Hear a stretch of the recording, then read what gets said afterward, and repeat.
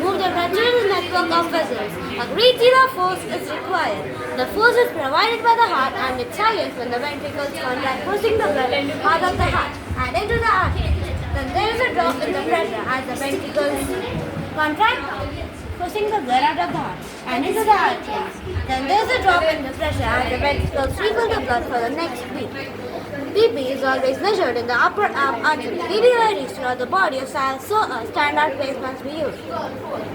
So, the person's blood pressure can be compared over the period of time. Doctors measure the blood pressure with a device called sphygmomanometer. High blood pressure, also called hypertension.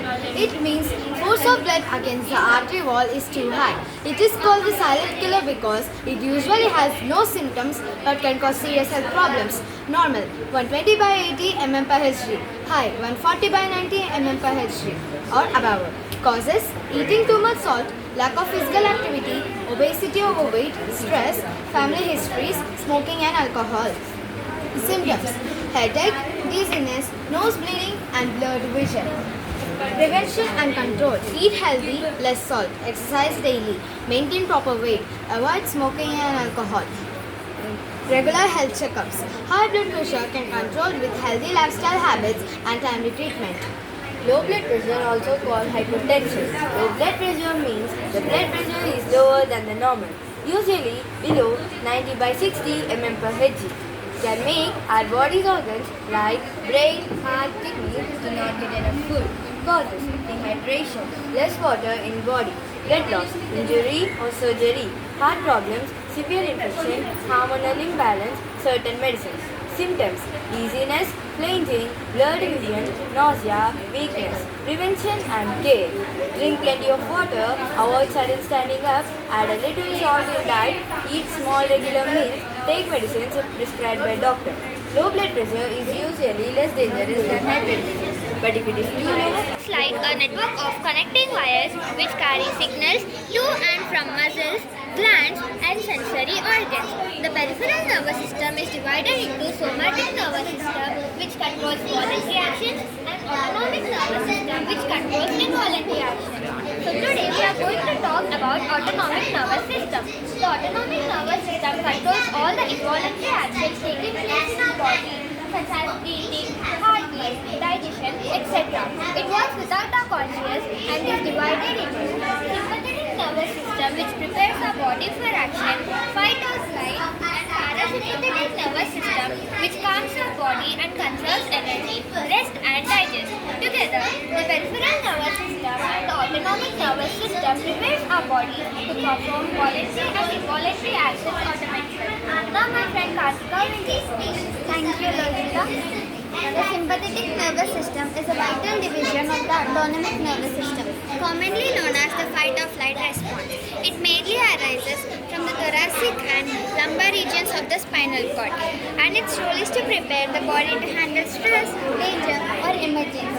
When activated, it produces several rapid physiological changes. Pupils dilate to improve vision. It inhibits salivation. It relaxes bronchus. The heart rate increases. The liver releases glucose. The stomach inhibits digestion. The urinary bladder relaxes. The reproductive system decreases blood flow. These changes mainly occur due to the release of hormones like adrenaline and noradrenaline from adrenal glands. For instance, if a dog suddenly runs after us, the sympathetic nervous system automatically mobilizes energy and heightens alertness, allowing us to react quickly without conscious thought. In conclusion, this system functions as a nervous system is one of the two main divisions of autonomous nervous system. It is also called as rest and digest system because it helps the body to relax, conserve energy and carry out daily functions after the periods of stress or activity. The parasympathetic nervous system is nerves arising from the ganglia of the brain and posterior part of the spinal cord. These together constitute the autonomic nervous system. The parasympathetic nervous system is located in the cranial and sagittal regions of the spinal cord. The parasympathetic nervous system is activated constantly to protect the eyes from bright points. This salivation causes bronchitis, reduces the rate of breathing, slows down the heart rate, lowers the blood pressure,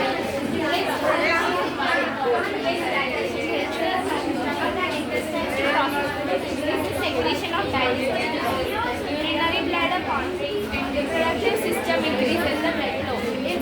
involves the parasympathetic nervous system, helps the body to recover, repair, and maintain balance after physical or emotional.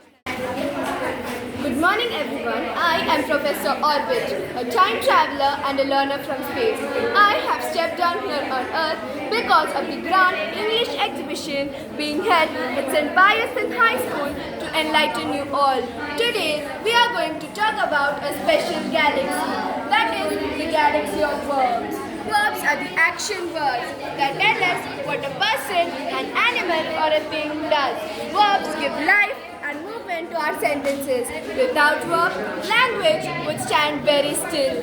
For example, the sun gives light to all the planets. Here, gives is a verb.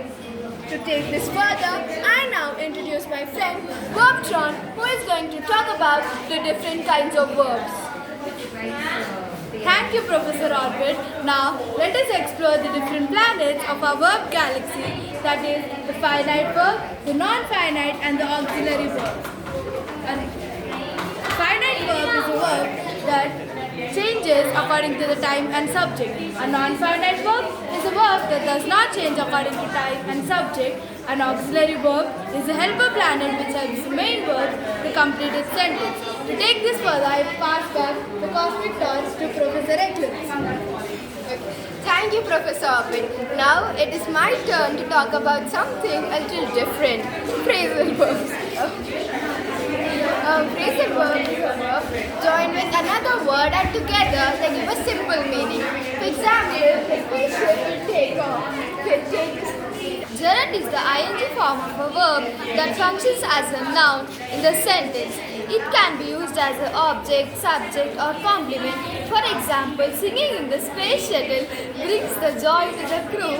Reading the star maps helps the travelers to find their way in the galaxy. Here the words singing and the reading are the gerunds that act as a noun. Thank you. I write a letter. To express proverbs, example, every cloud has a silver lining. To express past events in the headlines of newspapers, example, the Prime Minister resigns. The following expressions take simple present tense. Example, he works hard always. Continuous present tense. The continuous present tense is used to express an action that is going on happening at the time of writing. Example, he is reading. Past present tense.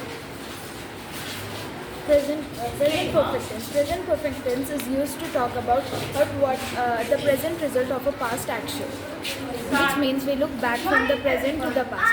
It is the present tense which is strongly connected with the past. Example, Anne has not eaten anything. It is used to express that something has been completed. Enlighten you all. Today, we are going to talk about Grade 5, most worthy friends. I am William Shakespeare, a humble servant of words, where every line doth the soul. And I, Geoffrey Chaucer, father of English words, who once spun tales of pilgrims and humble folk, yet treasured the beauty of speech. Today, though centuries apart, stand united in one cause. One way before your honor present, the charm of grammar, the dance of active voice and passive voice. Dear friends, concluded, using the model, voice voyage, or journey through active and passive, where action speaks and reaction echoes. Did you know? Panini, 5th century BC, the legendary Indian grammarian, first explained active voice, Kartari Prayoga, and passive voice, Karmani Prayoga, in Sanskrit. Greek scholar Dionysius Thrax, 2nd BC added active, middle, passive voices in Greek. Latin grammar carried the idea to many Indian people. In English, William Locker, 1586, and Robert Loud, 1762, refined active and passive voice. The story of voice begins in India, travels through Greece, Rome, and shines in modern English. Forsooth, noble judges, let's begin this journey where voice transforms and words shine bright. Mark this, with judges in active voice, the subject of active figure. Example, the teacher praises the student. And lo, in passive voice, the subject is with the action. Example, the student is praised by the teacher. Tell me, Master Chaucer, what say you of God? How sounds it? Mother, why then, in active voice, But in passive voice, dinner is cooked by mother. Who judges? One flip of this card. The sentence transforms. What is voice? Voice and how it is expressed. Active voice, subject act. Passive voice, subject receives the action. Example, active. The teacher praised the student. Passive, the student was praised by the teacher. Why active voice? Because it is clear, direct, energetic, powerful and natural in speech. Example, scientists discover a cure. Then why passive voice? Because focus on results, not to formal style. News, report, science. Example, a cure was discovered by scientists. The manager signs the report. Become it. The report is signed by the manager. True alchemy of grammar. Respect the judges. A gentle challenge. Delay before thee. If you say national anthem, sung by us, can you transform it into active voice? Yes, we can see. Indeed, most perfectly said. Thus, have we shown most honest judges how a sentence may turn two garments. One, bold as the leader, the other, gentle as the scribe. In active voice, the subject striker, the action will trigger. Whilst in passive voice, the action itself takes the stage. Humble, yet refined. Masters, grammar is no dry craft. It is the music of thought, set to the rhythm of words. And proposals today have rung true. May it gives a wisdom to see that when voice is right, expression shines. Active voice, we are repairing the car. Passive voice, the car is been repaired by us. Active voice, he will win the game. Passive voice, the game will be won by him. Now my friend, Guru Kunal Roy will walk you to the chart. Thank you, Mokshita. Hello, sir. Active and passive voice. Active voice, someone knocked on the door. Passive voice, the door was knocked on by someone. Active voice, the teacher reads stories to the students. Passive voice, stories are read to the students by the teacher. Active voice, he hit the ball.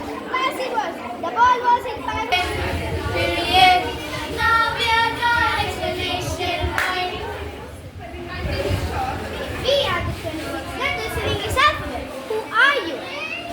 We, Punctuation Family, are here to enroll in Alphabet Academy. What do you have to do with alphabets? Alphabet and letters are incomplete without the Punctuation Family. How can we say that? Punctuation is a set of symbols that help us organize writing, show pauses, stops, or emotions. Now, we are going to introduce a punctuation family. Let us start with full stop. Period, the full stop hero. Hello everyone, I'm Period. You can also call me as full stop. I always signal the end of a sentence. I help you respond and take a break. Apostrophe, the possession and shortcut wizard. I help show possession or contractions. I make things short and personal. Colon, spotlight director. Colon introduces list, explanations or examples. Semicolon, the thought connector. It connects closely related independent sentences without using a conjunction. Comma, the pause whisperer. I'm comma. I help this item separate clauses and avoid confusion. I'm like a gentle pause. Exclamation mark, the emotion amplifier. We help show strong feelings or excitement. Shouting, surprise, I'm here to make emotions loud and clear. Importance of punctuation mark. Parenthesis, the secret whisperer. Dash, the dramatic pause artist. We add extra information or explain something in the middle of a sentence. Question mark, the curious explorer. I turn statements into questions. Whenever someone is curious or seeking answer, I'm always there at the end. Quotation marks, the speaker frame. We help show someone's exact words or highlight their dialogue. Importance of punctuation marks. Punctuation adds emotion and clarity to plain text. It avoids misunderstanding by giving us clear structure. Punctuation leads an orchestra. Without punctuation, writing would be like an unreadable puzzle. Punctuation is the silent artist that shapes the rhythm of words. It highlights important ideas like a spotlight on a stage. Punctuation turns messy thoughts into organized clarity. It creates pauses, giving the reader time to think.